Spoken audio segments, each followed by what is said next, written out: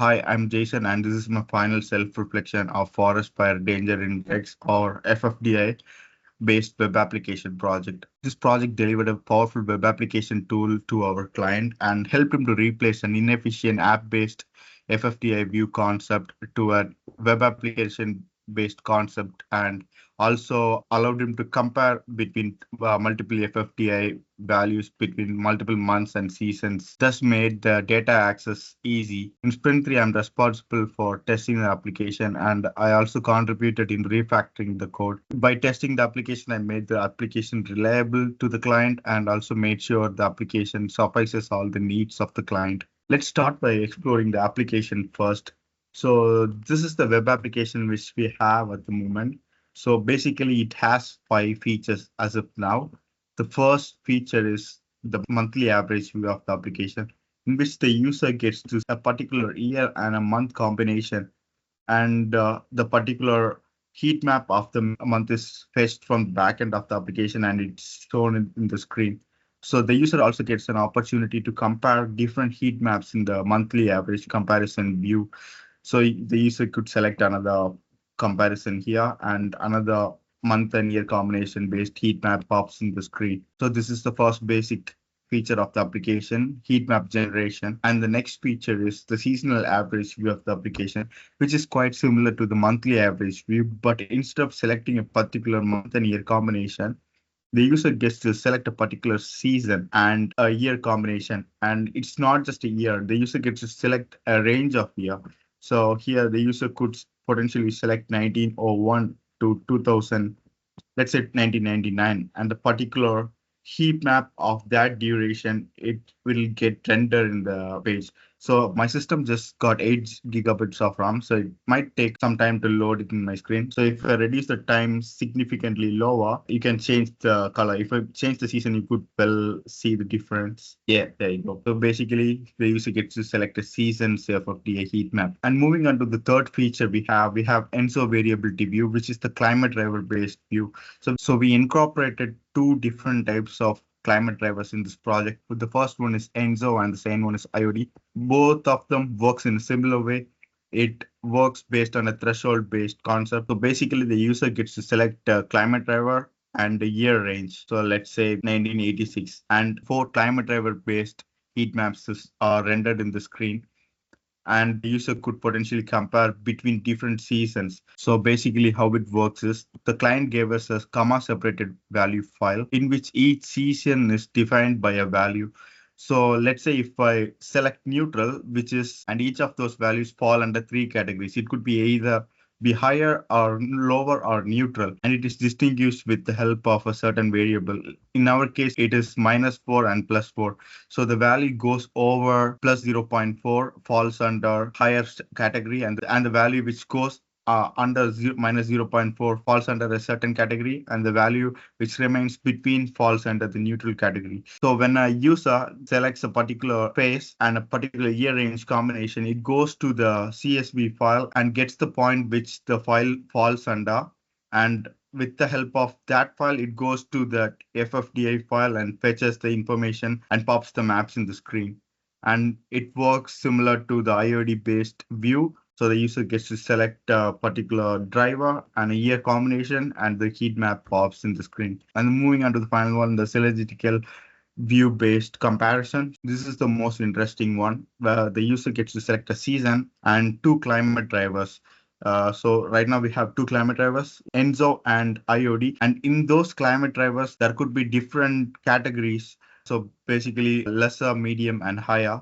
So in the Enzo phase, we have El Nino, which is the lesser phase, and La Nina, which is the higher phase, and the neutral lies in between. And similar in the IOD, there is positive, negative, and neutral. So in here, we select these 2 phases and we select a year range. So it goes to the CSV file of both the Enzo and IOD and goes to that particular year combination and selects only those years which both Enzo and IOD phase have values correlated with each of them, and it generates the heat map for that season. And yeah, this is the final feature of the web application. So basically, this just allows the client, any other researchers, to view FFDI values much more easier than manually fetching it using Panoply. So in this project, I took a lead role in systematically testing the web application and made sure the application is running smoothly and the data which is shown in the screen is valid and accurate to the client. So let me show you how I validated the web application. So to start with, I just went to a basic monthly average and I selected month and a year combination, and it just generates a heat map. And our client gave us a document which contains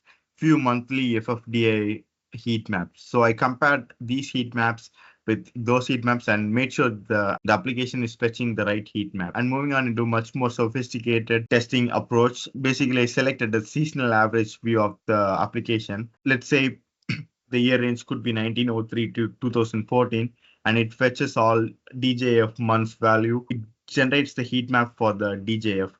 So in the back end, what happens is I wrote a code to manually pull those FFTI files which are responsible to generate this map. And I stored it in a document called combine. The values are stored in the combine. Then I manually merge these files with a code I wrote. So basically what this code does is it goes to a folder and fetches all the FFTA values the folder has, and it brings it together to a single file, and it generates a single file. And then using that single file and using Panoply, I manually generated images using Panoply, and I've compared the web application generated image with the Panoply generated one. And then I took screenshot of those images and collaged them together for comparison, and I compared pattern between both images. This is example of one of those testing cases I did. I compared four seasonal averages of IOD based view. I went through the pattern and made sure the FFTI heat map values are the same for both heat maps. So here in the second map, the color coding is a bit different. So the reds are a bit more brighter. But if you look at the pattern a bit deeper, so you could see the same texture in both of those maps. And this is how the applications is supposed to run. And it does a good job showcasing the heat map in the screen. I did about 50 to 60 testing for each of those heat map comparison, and I recorded about 10 to 15 for each test cases because it took a lot of time to bin it together and store it in an Excel file. But I made sure the application is working fine. But the negative part of it is that I did the testing for 30-year range comparison. Because if I go here and try to generate a heat map for, let's say, for the 100-year duration, it takes forever for me to generate that image, and it's a really time consuming process. But I did it for multiple 30-year durations. So for an example, I could select here 1900 to 1930 and the heat map generated, and I compare the heat map with the Panoply generated one and made sure it works for 1930 to 1960, 1960 to 1992. Made sure the application is working fine, and the application is working fine. So along with the heat map testing thing, I also tested the UI of the application, especially when a user tries to select a season for different year. I made sure every season is available all the time, made sure the year range is present in the list, made sure the elements about the image are working fine. We have features like capturing the image, made sure the image is captured properly, and zooming feature, panning feature. So basically, I tested the front end part of the application and made sure the application is working good for us per the client requirement. Also, something related to testing. So I started my testing process by manually testing each heat maps. So usually I just manually netpicked each of those FFDI values which are responsible to create the heat map. I manually selected it and stored them into a folder and combined them with the code and generated Panoply generated images. And then I compared with the front end of the web application. So which is a really time consuming process. And in the third sprint, however, I created a semi-automatic testing process, which is just the user selecting a particular year period and FFTI values which are responsible gets manually stored in the backend. And I just get to run a code and it combines the FFTI heat maps, which made my job really easier. That's something which I have to mention. And along with testing, I also played a role in refactoring the code. In the initial development phases of the web application, we were just working on a single Python file. The single Python file contained all those states, all those code for the entire program, and which is not ideal for future development. So if somebody wants to add more data or somebody wants to add more feature to the application, it's not really ideal for a single Python file to work on a single Python file.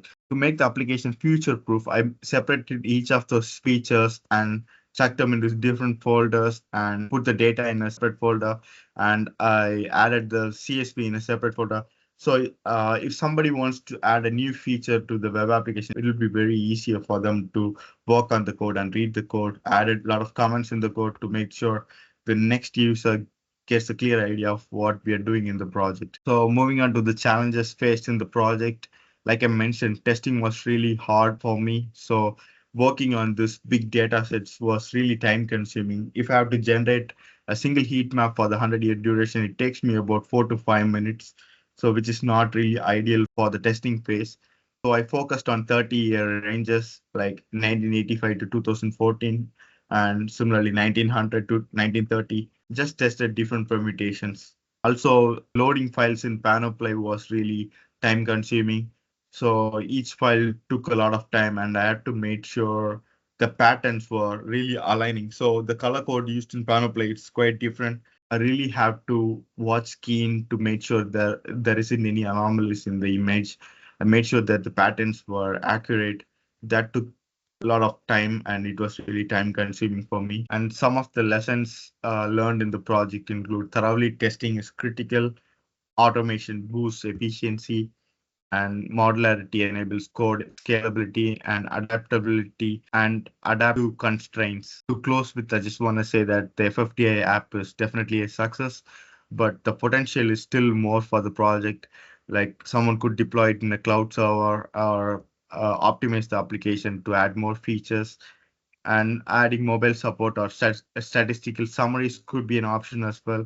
Yeah, there is still more room for improvement, and I hope that someone takes this project and enhances it a bit more. And yeah, I had a lot of fun in this project. Thank you.